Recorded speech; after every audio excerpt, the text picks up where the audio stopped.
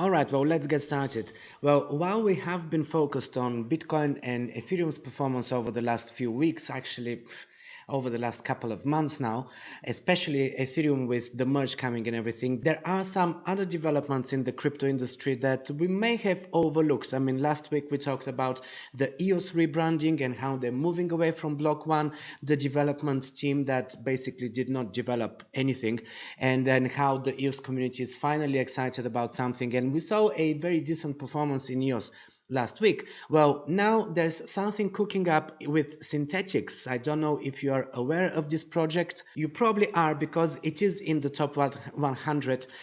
In this article titled Synthetix looks to turn off the SNX money printer once and for all, Coin3 reports that Kane Warwick, the founder of Synthetix, has submitted a proposal to turn off the very high yield returns for SNX stakers and to cap the total SNX token supply at 300 million tokens. This is a double-edged sword in my view, and I'll tell you why. First, for those who aren't familiar with this network, the Synthetix protocol allows traders to issue synthetic versions of crypto-native assets, traditional financial assets, and even commodities. And you can do that on the Ethereum and Optimism networks. Synths track and provide returns on the underlying asset without requiring you to directly hold the asset. Usually they have an S added at the front of their ticker symbols, and users of the network benefit from high yields earned through yield farming and staking. Currently, stakers receive all the fees in SUSD from the users of the protocol. The APY for stakers due to SNX rewards and SUSD fees is around 67% yearly. This is a really high yield by any measure. This amounts to a 7-day average of $158,000 in fees right now, which is very close to Bitcoin's 7-day average of $222,000. To get a relatively new network produce this kind of revenue is unusual, and it's all thanks to the high popularity of decentralized finance services, and particularly thanks to DeFi protocols like 1inch DEX and Curve starting to use the Synthetix platform to conduct atomic swaps, bringing in even more traffic to the protocol. In June this year, the protocol surpassed $1 million in daily fees, which was 4 times the amount of Bitcoin that was making at the time. This is about to change should the new proposal get the green light for implementation. From 67% yield, we are likely to drop to about 15 to 20% if it's based entirely on real yield from SUSD fees alone. According to their developer, SNX reward inflation was initially intended to bootstrap the network. However, he believes that it's no longer necessary, it's done its job, as they can generate substantial fee yields from atomic swaps alone. So we'll see how that goes. Right now there are 293 million tokens, and if this proposal, which is called SIP276, gets passed by the Synthetix governance community, 10 periodic installments of 675,000 tokens will be added to the current total supply so that they can reach the 300 million mark before ending inflation indefinitely. Capping the total supply, and especially doing so in a short time with a very small margin to the current supply, is surely a bullish sign for the expected future market performance of the token. SNX is in fact about to become a rare commodity with inflation going to zero. This is usually how it works when demand continues but supply dries out. The question is, will demand increase or contract? I would argue that reducing the yield by a large percentage, and we're talking here from 67% to about 20%, that's more than halving it. This could be a reason for users to look elsewhere for yields that are still higher. A reduction in the user base would lead to lesser demand for the protocol. The protocol will face the challenge basically of maintaining its current user base and also to attract new users with organic revenue in a market where yield is quite abundant. There's a lot of competition right now in this space. It remains a big unknown whether Synthetix can attract enough stakers by relying on fee revenue alone, or how an end to the SNX inflation may impact SNX token price, which is currently $320. It's up almost 8% over the last week. This is why I am saying that it is a double-edged sword. On the one hand, we end up with scarcity, and that's a good thing for the value of any token. On the other hand, we face a possible drop in demand and shrinking user base due to reduced yields for the token holders who might choose to migrate to another competitive network. Either way, this should cause some decent volatility, which we can use to our advantage as traders, of course. So make sure that you place SNX on your watch list if you haven't done that yet, and keep an eye on this development. In other news, we actually have an update on the Tornado Cash case. I mean, you know, I'm following this one because it is quite controversial. For those who missed it, a couple of weeks now, it's been a couple of weeks ago, the main developer of Tornado Cash, which is a coin mixing service, got arrested in Holland, and the charges are that he's involved in money laundering activities. Now, Tornado Cash as a mixing service has been used, that there's been now a lot of data released, so we know that it has been used to launder a huge amount of stolen funds, stolen crypto funds, a lot of it in Ethereum and Bitcoin as well. And it's now suspected that he was directly involved in some of these transactions rather than just being the developer. I mean, there is a big outcry on crypto Twitter. You know, many people are calling for his release, saying that he just developed an open source code that could be replicated and it could be used by many people worldwide. It's not something that should be a crime, even if his product, his service was used by malicious actors. That doesn't immediately implicate him. Well, the story seems to be a little bit deeper and muddier now. It turns out, you know, new information is coming out all the time. He's going to be detained for further 90 days until a trial starts and everything. So they're not releasing him, and the reason why they're not releasing him is now that they're linking him to the Russian intelligence services. So reports are emerging that this is an article in the Ethereum World News. Reports are emerging, they say that the recently arrested Tornado Cash developer is linked to Russia's FSB. FSB stands for Federal Securities Service.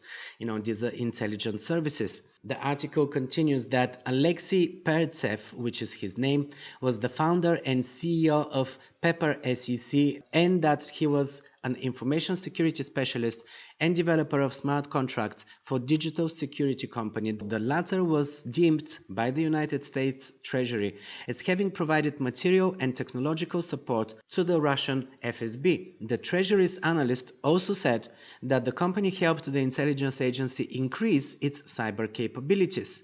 So this is why America is so vexed about this. I mean, secret services are involved, and it's the Russian secret services of all. In a bid to make Tornado Cash more decentralized, the project launched the Tornado Fund. Well, this fund has been noted as being used to fund the software developers behind Tornado Cash. The purpose of the fund, as stated in the announcement post, was that it would be helping develop version 3 of the Tornado Cash protocol. There are also some more individuals under investigation according to the report. It does not name these individuals, but it merely says that multiple arrests are not ruled out. So this was actually my question yesterday as I was going through crypto Twitter again, and I was seeing even more reports about this and everyone saying how this is unjustified and all of that.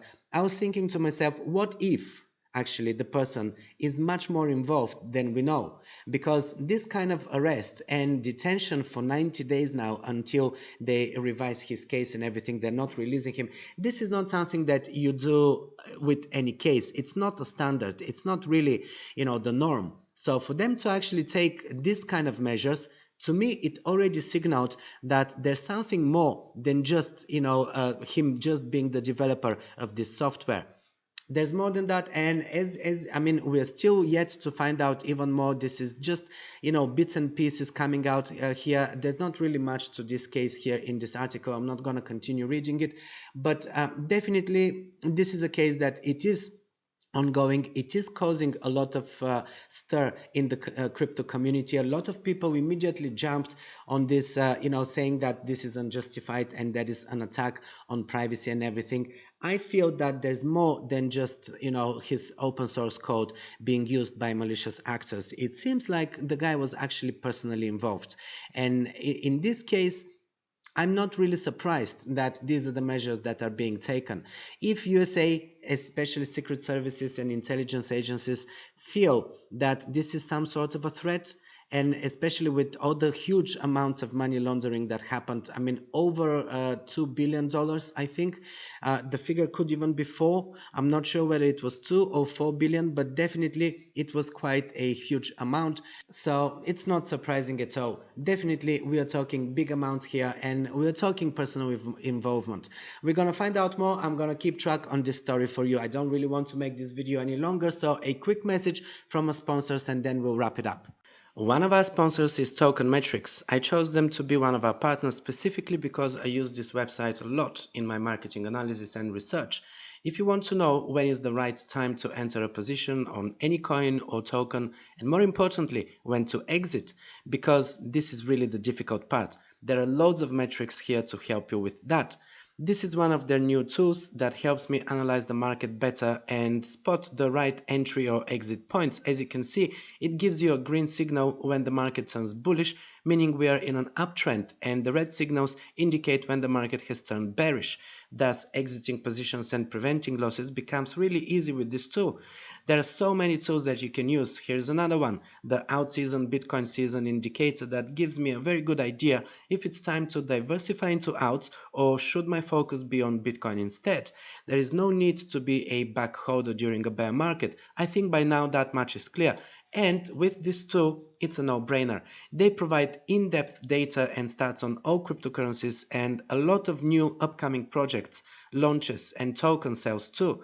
This is where I find unknown gems before they hit the mainstream, and I particularly like their emails with detailed breakdown on technicals and fundamentals on the projects that they research, and their expertise in this field is second to none. You can also customize your portfolio and track your P&L day to day, and you can create separate portfolios for different exchanges that you use to monitor your progress in the most efficient way. There are so many categories to choose from when analyzing the markets, way more than I've seen on any data aggregator website, so you can really advance your analysis and improve your investment strategies. I've been a premium member of Token Metrics for the past 2 years, and I'm using it on a daily basis. They send us emails, host webinars and podcasts with technical analysis, and they go deeper into their research of new projects or current market conditions. I find this really helpful in my own market analysis, as they give me a hint to things that I might have missed or overlooked otherwise. They offer a trial period and you get a 10% discount and a free ebook with my link, so go check it out, it's in the description below. Alright, well, this is everything for today's episode, guys. Thanks for staying until the end. If you liked it, give me the thumbs up, show your support by leaving a like and a comment below. Also, share it with someone else who would benefit from watching it. Also, make sure that you check out the links in the description below. I drop all the links to all the services that I'm personally using and that I recommend to you. And while you're here, just pick another one of my videos. See you in the next one.